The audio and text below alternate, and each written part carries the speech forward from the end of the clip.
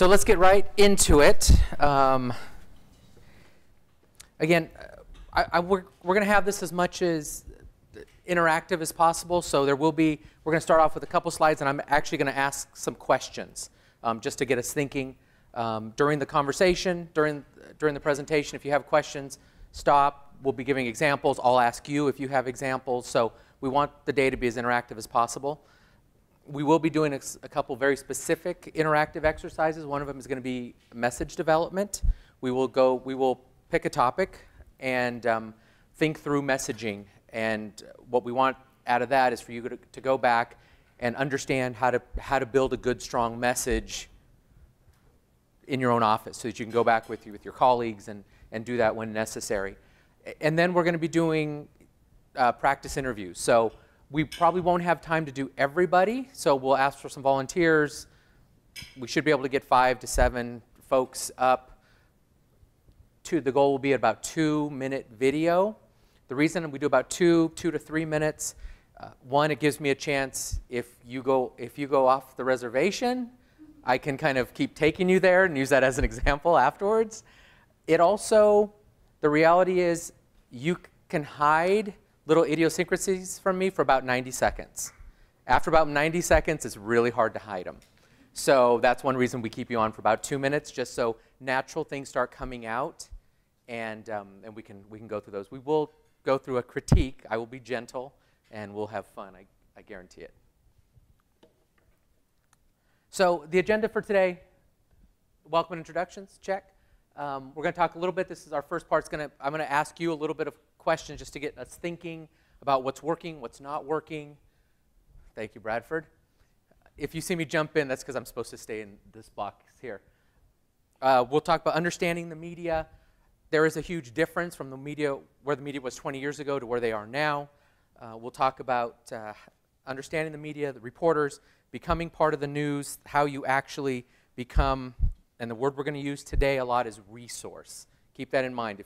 If you leave with only a few things today, I'm going to be a resource, you're going to be a resource, be one of those that you leave with. Then we're actually going to go through some tips for effective, how to handle an interview effectively. We'll go through the bridging technique. And then we're also going to talk a little bit about social media, give us little tips there. And then we're actually going to go through the messaging exercise and then, of course, our practicing. So, Bradford, can we just keep going here? We're just starting? All right. So this will be our signal when we're going to pause on the dark brown screens. So let me ask you just a couple questions just as we get started. What messages are currently being about used? Your issue? And when I say your issue today, I'll use that term. When I talk about your issue, we're talking about trees and specifically drought. Trees and trees in a drought condition, how to care for trees. So what's being used right now? What messages are currently being used? Is that it? Those are the messages every single person's using? Deeply water mature trees. This was actually helpful for me at a last meeting with California Relief. What other messages are we using? Claire? I guess I'll step back and say the messages that we are facing are panic. There's a drought, it's a panic, shut all water off immediately. So it's hard to come back with this when you have school districts and parks that, cities that are just shut it all down. So let's back up for a second. So are you saying the message you're giving is everybody should panic, or the circumstance is panic? Okay. Is important, I think. Okay. So the circumstance is panic. Circumstance is everybody's gotten in the mail your 2 days to water, all that stuff. Everybody's going out one more time at 11 o'clock at night to water one more time to sneak out the last bit of water. Everybody's doing that kind of stuff? Or is that just people I know that are all doing that? Mm-hmm. Municipal parks, we have the police stopping us from water.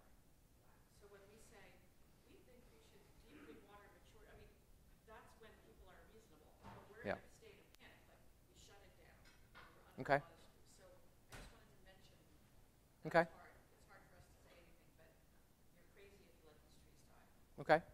So what is the message then? In that circumstance, in that scenario, what is the message? That scenario is, despite what you've been told by what you think you've been told by the governor and the state, trees need to be watered. Okay. Any trees, big trees, little trees, old trees, new trees? All trees. All trees? Okay. Any other messages? Yeah, I mean, in all of the drought messaging that we see has nothing to do with trees until very recently. And so what we've been using with, even with our local public utilities, they've been funding the conversion of landscapes and actually paying people to remove trees. And so our first job was to get them educated and then to say, explain to people that you can replace a lawn in a day, but it might take 30 or 40 years to replace a tree. And once you say that, then they begin to listen. We've had that experience, at least with our public utilities. Okay. And they've gotten on board and actually started funding these messages. And one of them put a bill in their September bill based on keeping trees alive during drought. And Okay. another important thing I think is that you don't realize the tree is suffering. It might be 2 more years until the tree dies because it's maybe getting infested with pests or disease. And so there's going to be a huge cost down the road. And if you can use that and explain that to a city, our city gives away free trees, but they have no urban forest management plan. So they really don't have an overall holistic picture of managing urban forests. Okay. And anyway, that's what Okay. we figured. Are those messages working? Are what we're saying now working? And by working, is it being, think in a couple steps. One is being heard. So we've got messages. Are they actually getting out? Are people listening? Are people hearing them? What's the reaction to them? And in this, and in our circumstance today, is it getting to the press? Using those criteria, are the messages working? Okay. Mm-hmm.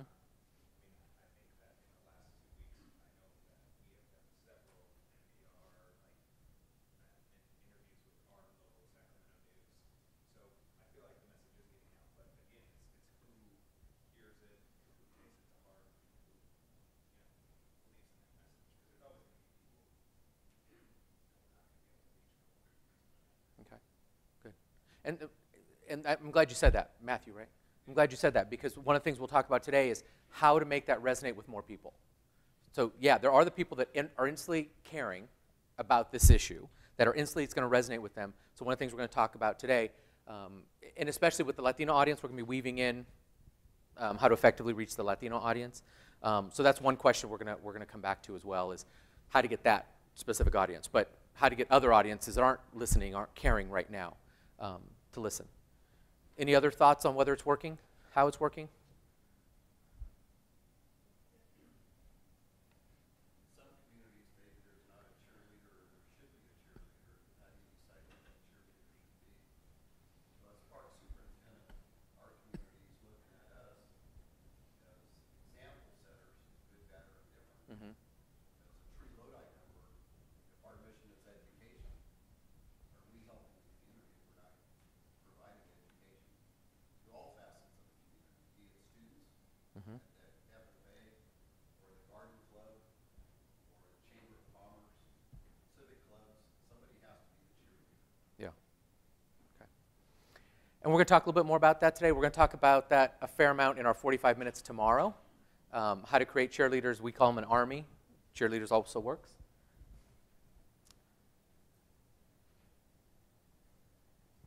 And we're going to cover a little bit more of that priorities and things when we get into our messaging. So, how is the media currently covering the drought? Is the media currently covering the drought? And again, it might change. I think Sacramento's actually doing a pretty good job. Yeah, a lot of theirs seems to be emergency type thing. Like, they'll flash up how low the reservoirs are, Mm-hmm. how 12 trillion gallons of water is what's needed. I don't think they touch on the tree portion as much as they should, but the drought is definitely a lot.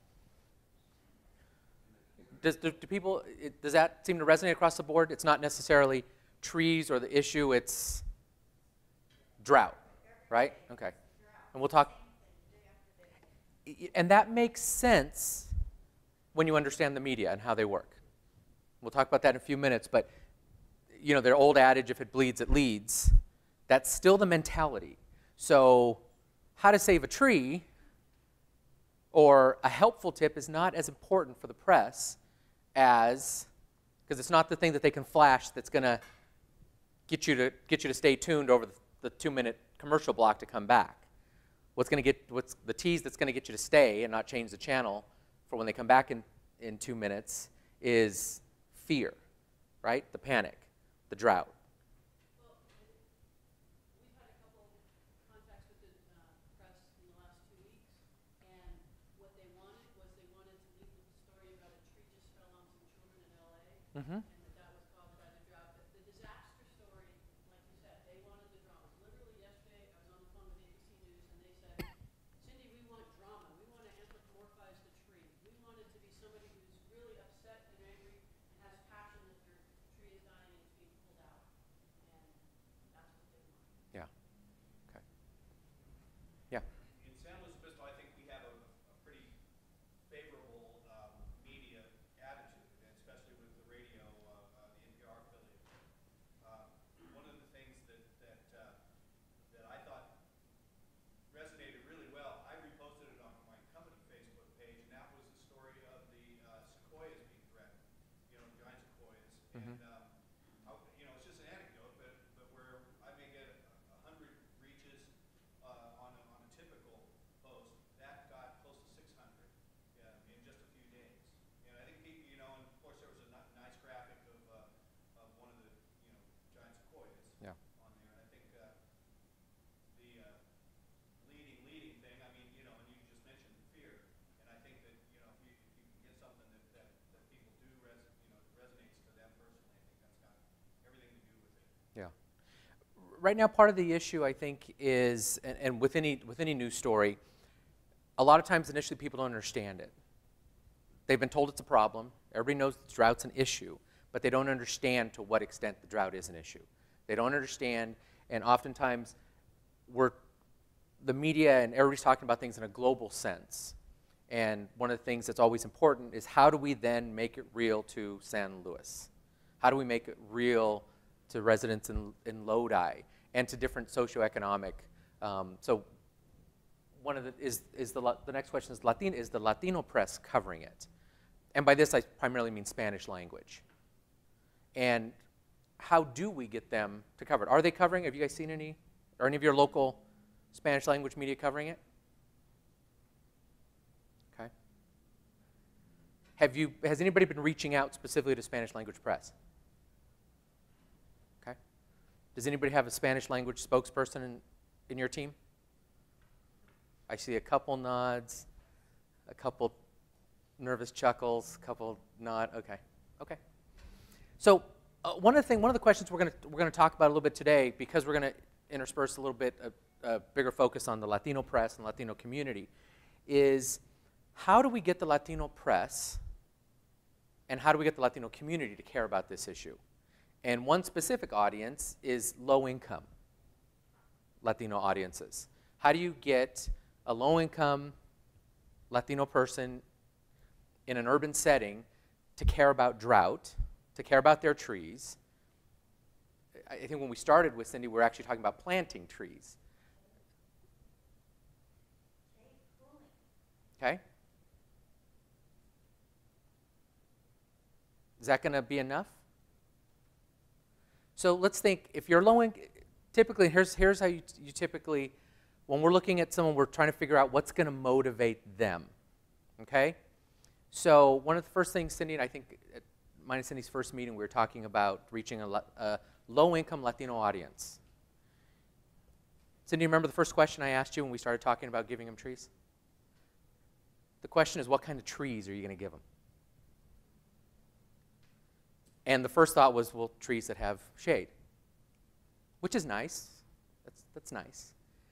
Low-income person, what are their priorities? Food, shelter. There are parent, kids, food, shelter, kids. And the kids issue mostly covers around how am I going to feed and shelter my kids. Okay? So the thought of a shade tree is not top of their mind. Now, if we could give them a fruit tree, potentially, and get them to understand that keep watering it, keep caring for it, and you're going to start getting apples, oranges down the road. We've suddenly started meeting a need, right? Because if you're worrying about food and shelter, natural resources and the environment and drought and trees are not impacting you. So we've got to figure out a way, and that's a little bit of what we're going to go through some more, is how do we make this element, this issue that we want to talk about, impactful for various audiences. Which gets us to how do we tell a story? How do we become better storytellers? When you read a story, what are you looking for? What keeps your attention in a good story? Conflict. Okay. What else? What? Yeah. Right? A good arc, right? Relevant. I've got something to care about. Conflict. I get a bad character, a good character, or something. I'm going to assign bad or good. Might not be bad or good, but I'm going to assign it to them because I'm going to take someone's side, right? So it helps me be invested in the story. Okay? So what elements of a story do we have here? What element of a story do you have in telling this? And then later on in the day, we'll break it down into specific messages. But okay, who's the main character?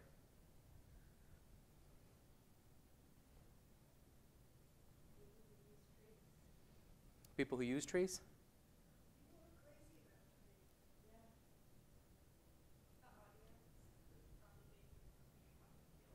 Okay. Okay. So we're almost going to create a story where they're the character. Okay. We want to show how the impact's going on them. Okay. So one of the ways you do that is think about advertising. They can't have every person in the ad, so they pick their target audience, and you have a representative, right? If I'm going at Melissa, I've got to get someone that Melissa's going to relate to. Okay? Because if she doesn't relate to him, then it's probably targeted at someone else. So we think about the audience and who we want to hit, who we want to bring into that story, and they become the character because we want different people to resonate with them. Okay? What other elements? What else do we have? Do we have conflict? What's a conflict?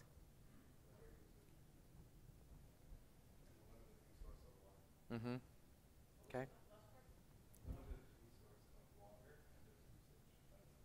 That's the conflict?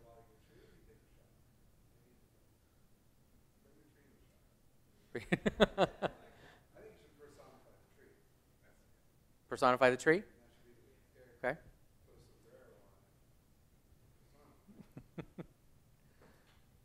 The tree as helper, the tree as giver, right? If it's a fruit tree, it's the tree as giver. If it's a shade tree, the tree as giver, right? Tree planted in honor of someone. Mm-hmm. Okay. Okay. Good. Do we have all the pieces to tell a good story?